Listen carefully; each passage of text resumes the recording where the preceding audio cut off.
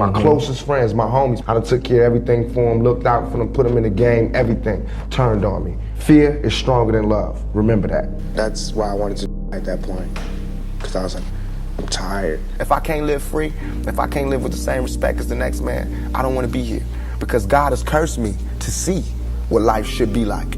They said that I couldn't be in pain.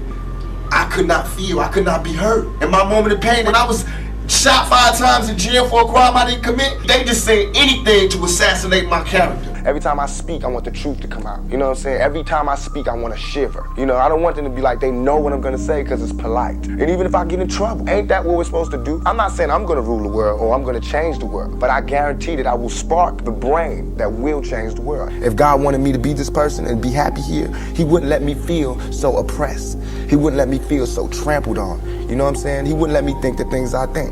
My whole life has been turned around. I lost every job. I lost everything, every opportunity. I can't buy cars, can't get rent, can't get none of that. But I'm still a survivor. You know, I'm still smiling, still signing autographs. At one point, I still don't have a high school diploma. To me, if you let America tell it, I'm ignorant. I'm an ignorant black male. And that's what my point is to constantly, by day to day, showing how we get the short end of the stick. We get stereotyped and stuck in boxes. If God give me breath for 20 more years, I see myself changing the world, or I have to be changed by the world.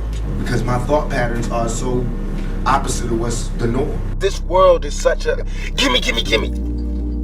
Everybody back off. You know, everybody's like, you taught that from school, everywhere. Big business, you want to be successful, gimme. Push. Step, crush. That's how it all is. If you're not dark inside and you come to this world, it'll turn you dark. You know what I'm saying? And so if you really have sunshine in you, it's not good to play in the dark. It's just going to extinguish your fire. I feel like I could represent my generation so much because I honestly did not care whether I lived or died. When I was out there by myself, with nowhere to stay and no money, drug dealers, pimps, prostitutes, criminals, they the only people that cared about me at that point. It's either we really keep people, do dope, sell dope, and have murders and do all this crazy stuff, or we talk about the fact that we got so close, man. If it wasn't for this rap thing, we would really have to do A, B, and C. You know what I mean? And that's not good. That's not nothing to look up to, but that's the truth. That's how it is, you know? I really did believe at one point, up until I got shot, that no black person would ever shoot me. You know, I didn't have to fear my own community. I represent them. I'm their ambassador to the world. They would never harm me. They would never rob me. They would never do me wrong. But as proven by this false charge, as proven by the gunshots, as proven by a lot of the comments you read in the news and in the media, that's not true. Right now where I'm at, the world is harsh, and I just don't got no beautiful stories. You know what I'm saying? I'm gonna just be getting them ready, because that's why I think I messed up. If somebody would've grabbed me, pulled me to the side and been like, look, Tupac, as soon as you step out here, they're gonna be at you. If somebody would've explained it to me, I wouldn't have took the same mistakes, but I made those mistakes, and that was my job to stop somebody else from making those same mistakes. We've been having traumatic nights always. I wanna get away from it a lot. I tried to get away from it, but you can't. That's what they taught me. The streets didn't teach me that thug life can never die. The world taught me that. I thought I could retire and move on. When I moved on to the so-called real world, the civilized world, these motherfuckers is worse than the in the streets. It's okay for us to live in the dirt, in the gutter, in less than human conditions, but it's not okay for us to tell people that we're living in these conditions. Everything was cool, you know, the ghetto was okay, it was habitable, until we started talking about exactly what were the repercussions of living this type of lifestyle, what happens when you live in this kind of environment, what type of person it changes you into. Now all of a sudden it's like you can't talk about that, but this is what we live in. We don't have a choice, you know what I mean? I wanted to go to college. I went to school all the way and was ready to go to college. The only thing that stopped me was money. All the kids in my school was writing applications to go to college. I didn't have no lights and no electricity. I know a lot of people that are in college, they have their lives already okay, you know what I mean? Like someone's paying for them to go to college. They have somewhere to live. They have somewhere to live while they're going to college. So they get money, all that. Somebody can pay their tuition and all of that. I don't have that. And until I can have that, I can't go to college, even though I want to. I'm a high school dropout. You know what I'm saying? As far as my teacher told me when I was in high school, I ain't gonna be.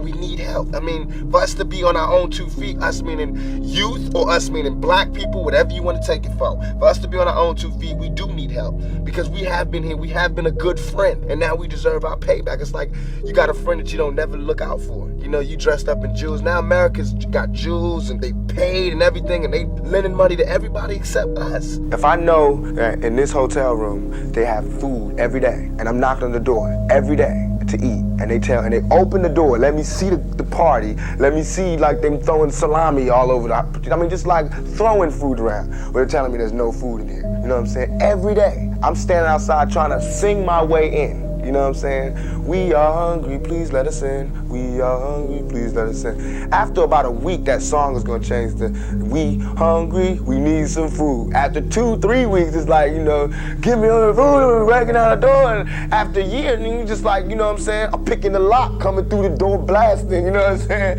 It's like you hungry, you reached your level, you don't want any more. We asked 10 years ago. We was asking with the Panthers. We was asking with them, you know, with civil rights movement. We was asking, you know, now those people that were asking, they're all dead in jail. So now what do you think we're gonna do? But they got this cool way to keep a brother broke. You know what I'm saying? Like you say, I got like 7 lawsuits against me for nothing. But I still got to pay the lawyers, still got to pay everybody to go to court, still got to pay for a bodyguard. Because now they say I gotta have one. You know, I still got to pay.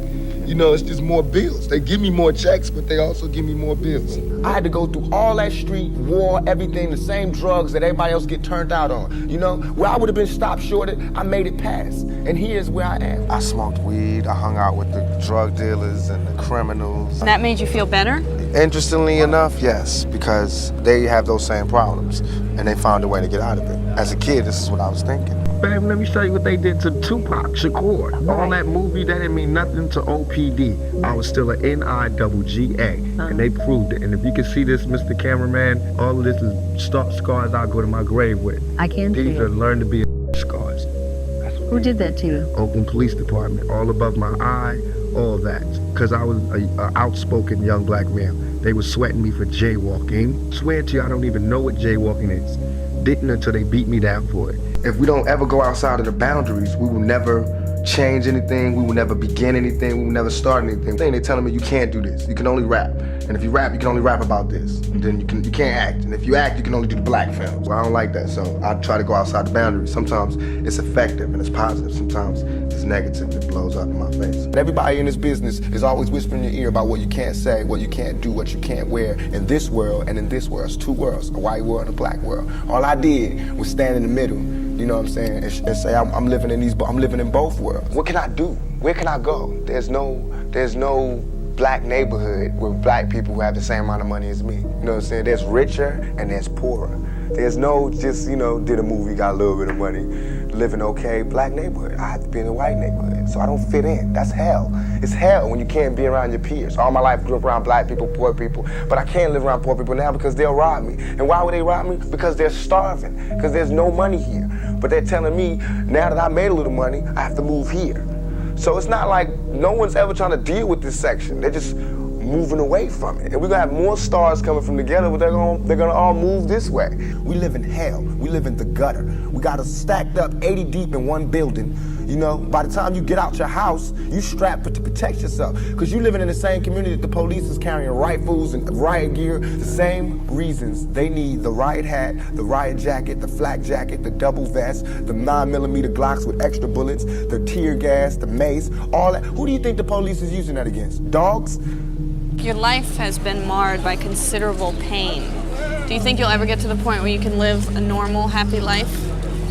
No, but I'm going for it. I'm trying for it. And they felt like the Panthers were detrimental to American society, so they raided every Panthers house, especially the ones who they felt like could do the most damage. So my mother was 7 months pregnant. They put a match to the door and said, fire, fire.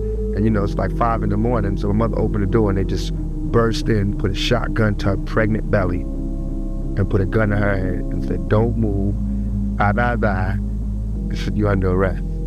They treated them like less than humans. She's a pregnant woman. And we shouldn't be angry. And my raps that I'm rapping to my community shouldn't be filled with rage.